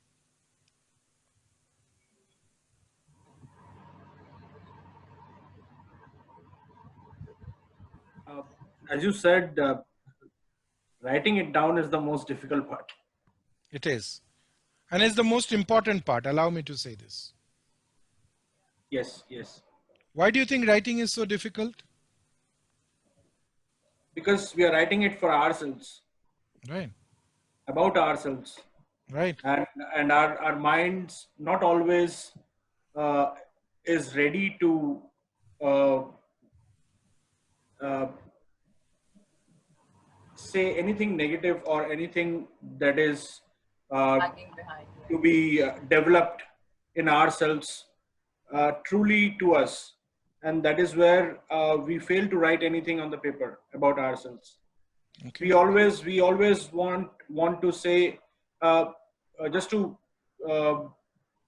this is to keep our confidence higher. We always keep saying that I am good, all is well, but that is not always the case.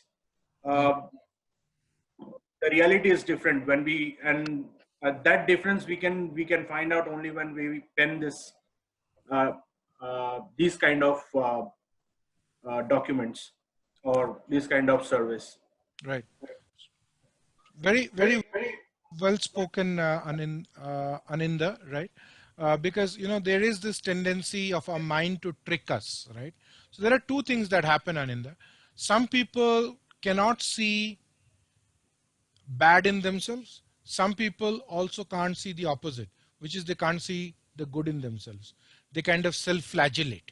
Right? I've seen people who are so critical about themselves that they are their worst critics.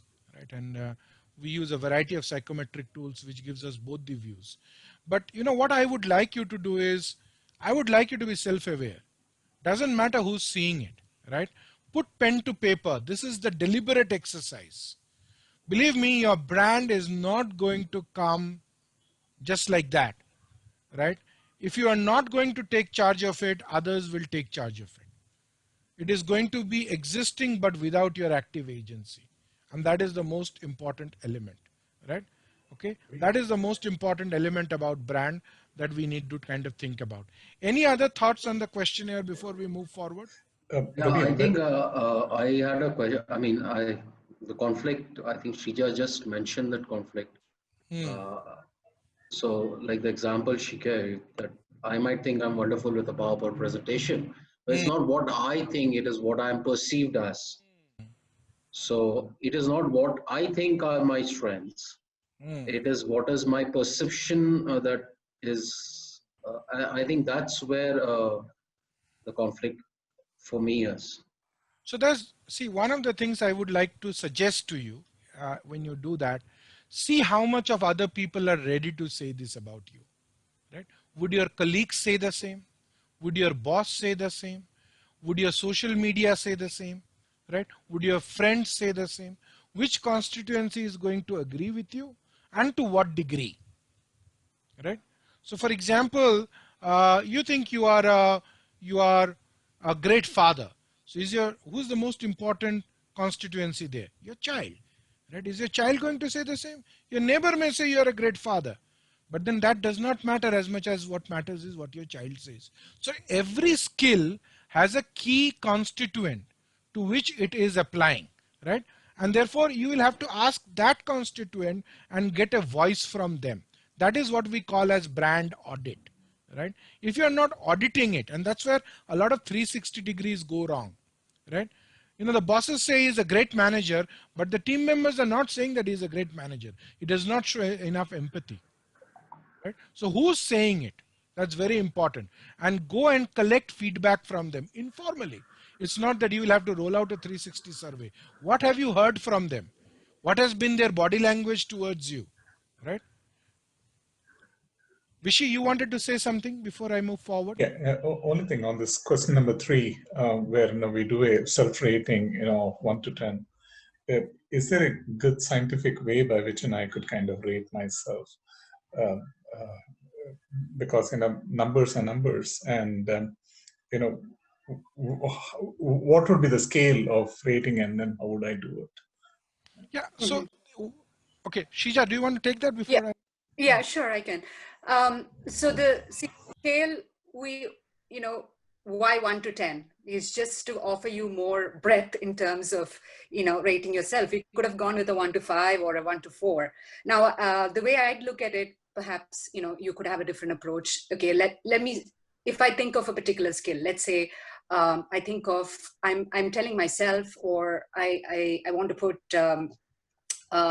people management. Okay, it's a very broad skill. You can break it down, but if you want to put people management as a key skill for you, you need to think back on instances where your people management skills have been commended, where you have real instances of where people have made observations about that particular skill, and they've been positive. So when you think of that skill and look at it from the perspective of how many positive reviews have I received versus the number of negative reviews on that particular skill. And, I'm just offering an approach here.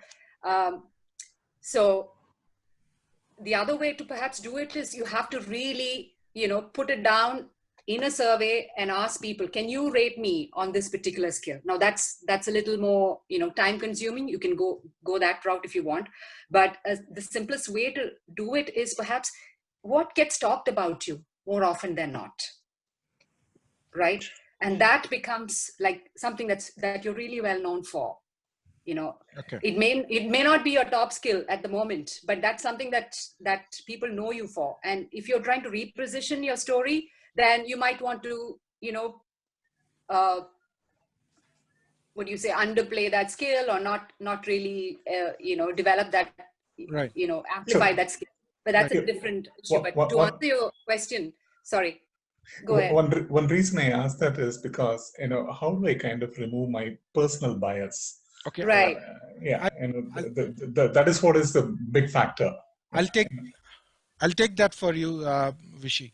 And I'm kind of running against the clock as well as much as I'm. Okay. So if you say you are self-evaluating and you seem to be evaluating most of your skills in the range of 1 to 3, 1 to 4, 1 to 5, then you might want to think, are you underestimating yourself? Is everything as low as it is? And the opposite of that is also true. If everything that you have evaluated is in the range of 7 to 10, or 7 to 8 and 8 to 9, are you doing that?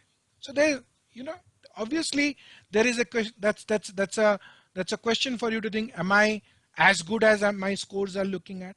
Or what we call as a centrist bias in a typical self-evaluation. When people don't want to say I'm good and people also don't want to say I'm bad, they kind of dance on 5 and 6, right? So if everything that you're putting on 5 and 6, then you have a centrist bias. So neither you should have three kinds of biases.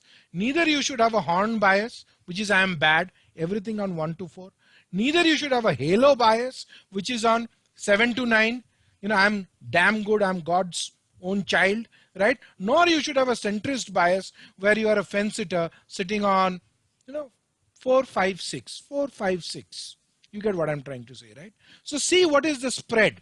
Right? Once you kind of force yourself to say, commit yourself to say, hey, on this, yes, I think I'm good.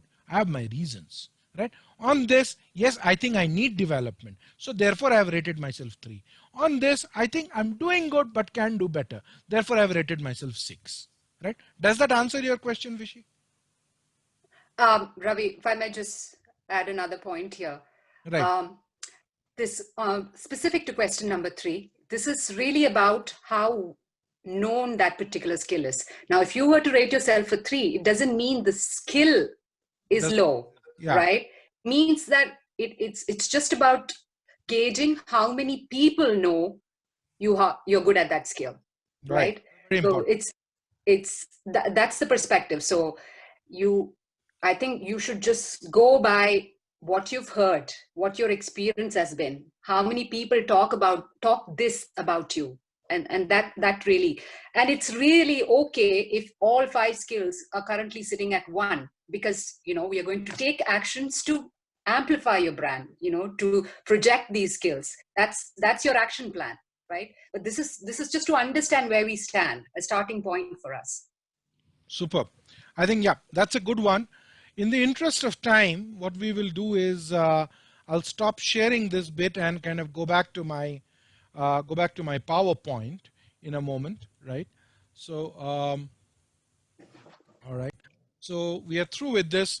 Now, what happens if you don't do this? None of this. You don't take any action, right? You lie low. Let life go on as it is. Today is Independence Day, tomorrow is another day. It's Sunday, right? What will happen is your brand will continue to be what it is. Because, like we said, your brand exists without your effort, with your effort. With your effort, it is more by choice. Without your effort, it is more by chance. So make it by choice. Let it get differentiated from the rest of the professionals who are in your area, and let it get differentiated for the right reasons, not for the wrong reasons, not for the reasons which you are not even aware of. Let not any comment of yours or any thought process of yours get underplayed. Let the world know what you stand really, what is your goodness all about. The reality is that your brand is there for others to see. Whenever you are not in the room, people do have a perception. If you can engineer a process which is honest, ethical, so that that perception is real and is correct about you, it's great. Don't try to put on a face, because if you put on a face, someday you will have to put off that face, right? And there will be a loss of face. So don't do that. It's a constant dialogue. It's a constant dialogue between who you think you are and what others think about you. So, and your brand exists as a coming together of this dialogue between your thought process or your story about yourself and the other's story about you. And the theater in which it is getting played today is the theater of social media, right? Is the theater of Facebook, Insta, Snapchat, WhatsApp, Twitter, LinkedIn, whatever it is. And if you thought technology is a great liberator, it is. It can overnight make you a star. It can overnight also make you into a villain, right? I mean, look at it. There are troll armies, there are people, there are you know about, right? I mean a quick example that I can quote about is what is happening to the brand of this guy called Badshah, the Bollywood guy, right? And how is that kind of becoming, right? Becoming such a uh, he kind of tried to manufacture it. It did not work, right? See to this. So what I'm trying to put across to you is be in a constant dialogue. Previously, your CV used to matter. Your recruiter would get the CV, he would send it to a company, they would read the CV, they would shortlist you, they would call you for an interview, they would have a conversation. But today, the CV is dead. Right? Almost before your CV reaches, people have checked you out on LinkedIn.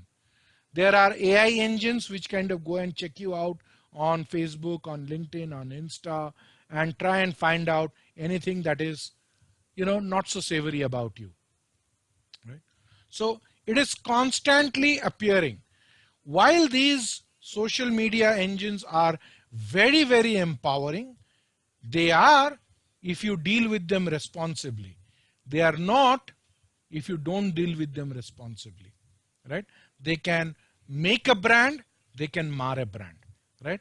So I would like to understand from you what has been your experience of showcasing your brand in social media. What is one or two things that you would like to do differently when you go on to this? Hi, Ravi. This is Francis here. Right. Yeah, before I start, I would like to actually thank you and Tija too, because I started with my rating of 0. And now what I feel so is I'm somewhere in between because actually I understood the concept of personal branding. And yes, looking at the entire model that you have shared and the template, it looks like it's how people perceive and what is the right face that you put. So whether it's on LinkedIn or WhatsApp or anything, it's actually going with a plan and having a structure in place instead of just putting it something. Right. So overall, I feel that it has created a framework in my mind. So thank you so much. Great. So You're one of welcome. right. Thank you so much, Francis. One of the things that I would like to underscore for you is don't think that one media is different from the other. If you think that Facebook is much more personal and you can say anything and everything there, whereas people on LinkedIn do not appear on Facebook, you are mistaken, my friend. Right? You are mistaken. So people who are seeing you on Facebook can see you on LinkedIn. And if you try to block your access to certain things that people can see, that is in fact louder than the pictures would speak for themselves. That is trying to say that to the audience that you have got something to hide. Yes, you may not want people to tag you. You may do some of those smaller changes, but if you're hiding your pictures, you're doing something, you're doing a great disservice to your brand. I mean, be off that media. Honestly, fine, you're not good with it. I mean, I don't know what to do with Instagram. I'm not on Instagram. Snapchat does not relate to me. I'm not on Snapchat. But if I'm trying to be on Snapchat and put the face of a dog on Snapchat, whereas Facebook carries my actual picture, well, I am doing a great disservice to myself, right? Because people are getting contradictory messages. The messaging is not uniform, and they're getting confused. Okay.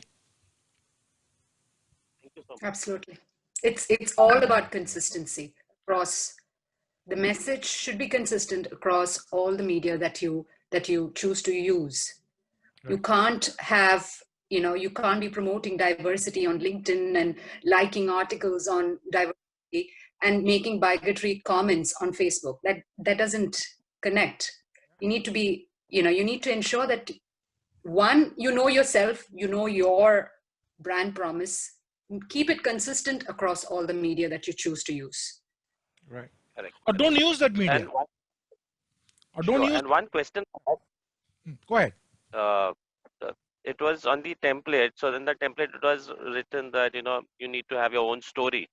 Right. So just want to know, is there any template, a story, or kind of an elevator pitch that could be actually designed? Yes, that's a good one. And I would say find out that the template is this one, my friend. What is my purpose? What differentiates me? Okay. How do I guarantee? What is my emotional connect? How do I come across? Right? You get Okay. what Sure. I'm trying to Sure. say? Your elevator pitch should concentrate on the first four. The fifth element is actually the elevator pitch, which is the expression. Okay. Okay. Right? Okay. And since the question has come up, Hmm. we will what we can do is perhaps share some frameworks that you can build your story around, because Right.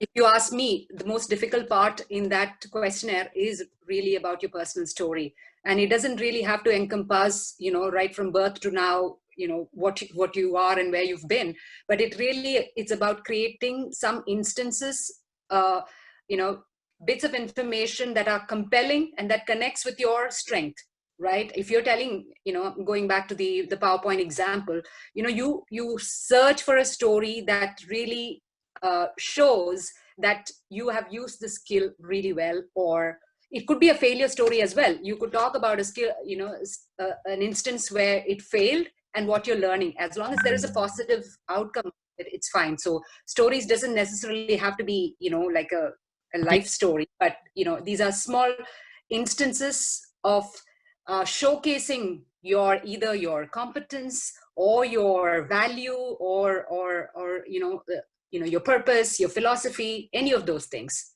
And you can have like a repository of them, multiple stories, different audience, different stories. One of the things I would like to emphasize as we are going through this exercise is, I'll come to the takeaway slide in a moment. Here is the story, right? What am I an expert in? What are my strengths? How do others relate to me? How am I different from others? And what are my career goals, right? All of this taken together, who I think I am and how am I being perceived, right? So if you kind of get these two attributes together, you can very well. We will share with you a picture grab of this slide for you to create that story. Now, one of the things that I would like you to do is, and I was going to do this as a part of the exercises, I would like you to capture a 1-minute video grab of your story and come and post it on the group for all of us to watch each other's video grabs. That's the way our elevator pitch will work, right? That's something that we would do. Other than that, let me pause at this point and ask you, how are you feeling about this format? What are your key takeaways so far? Ravi, we are running over by 3 minutes. Right. So, and I think Shija, what we can do is we can double this up along with the Mentimeter exercise, right? Yes. And quickly give the group the, what I'll do is I'll quickly give you a Mentimeter link, right? All that you need to do is to click on that link. It is appearing on your chat window to everyone. Just give me a moment, right? To everyone in your chat window. Right, there it goes. And the code that you need to upload is this code, which you see on the screen. Right. So all that you need to do is put 2 to 3 words as to what are you going to do about your personal brand. Right. They are also your takeaways. What is it that you want to do consistently? And we are there to support you. Just because the week after we are going to talk about emotional agility doesn't mean that we stop talking about personal brand. So it's personal effectiveness is the larger framework under which the entire thing comes through. I will quickly pull up the Menti, right? So have you been able to access it? Anybody finding any difficulties? Ravi, when you open it, it says enter a word, enter another word, and enter another word. Yeah, there are 3 words you have. You can enter 3 words. That's it. 3 things you are going to do. Because I've given you the option to give 3 words.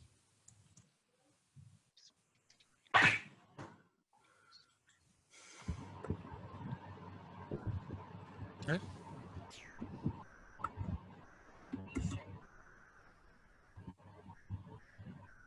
So you can see one person has,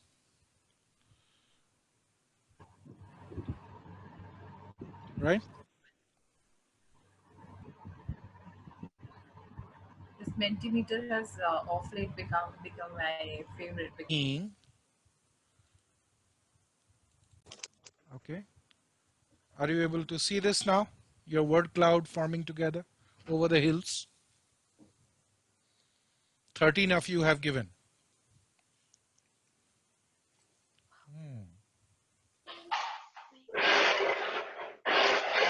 So let me explain this to you. The words which are getting repeated more and more are the ones which are in the middle position and are in highlight, right? So it does an affinity mapping in itself.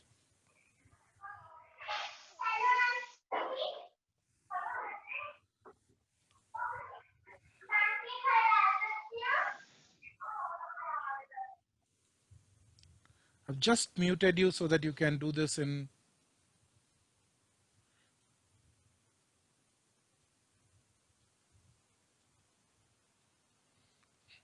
All right. So how many people? 16 till now, and we have 25 of us. Shija and I, we are not doing it, right?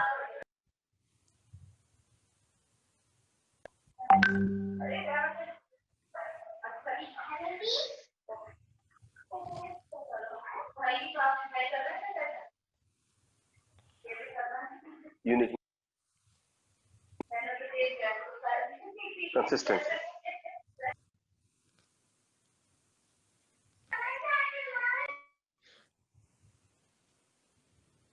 Okay. Ravi, in the meanwhile, can I ask something or shall I? Sure. By all means. Yeah. So I had dropped off, so I'm not sure if this is covered. Let me know if it is covered already. But what I wanted to know is your question, the questionnaire that we filled, right? So that did talk about what are the different social media handles that we are on, and Can you hear me? I can hear you. Guys, if you're not speaking, you might want to put yourself on mute, though I'm trying to do that. Right? Okay. Yeah. Rohini, go on. Yes. Yeah. What are the different social media handles, and how I understand can we use them to create our own, story and create our perception and our branding, right? So, what do you suggest? Is it a good idea to? It also had a question as to how much of our personal and professional circle, is overlapping. So, do you think that is a good idea? Because Facebook is all personal, and if I go to LinkedIn, it's very professional, right? So although I am the same person and I should be the same person in both places ideally, but what do you suggest? What is your take on it? Yeah, I think we answered that, but I'll quickly answer that. Okay. That artificial differentiation is just for our consumption. Right. That is not so. Right? There is a lot of professional activity happening on Facebook, and there is a professional activity, and there's also a lot of personal activity that happens through LinkedIn.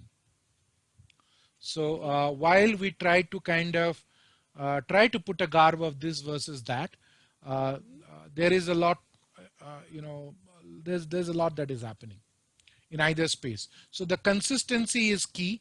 So what Shija very nicely said, you cannot be a bigotry guy on commenting anything on anybody on Facebook and try to talk about diversity on LinkedIn. Yeah. That is Yeah, not that is true. people are going to see through that. Okay. Agreed. Right. So I'll take a lot of these questions, guys. Please keep them coming. I love the fact that you guys are, into it, and believe me, all these points that you're kind of putting across together is going to set in motion the journey that we have already started, right? We will cover these mountains, be in the plains, be in the valleys, improve our productivity, improve our emotional agility, look at how we influence without authority, and if need be, take this series even beyond that, right? So I loved facilitating this. Any last questions you would have before, and while you think about those questions, maybe Shija, if you want to sum up quickly, and we are going to conclude the session.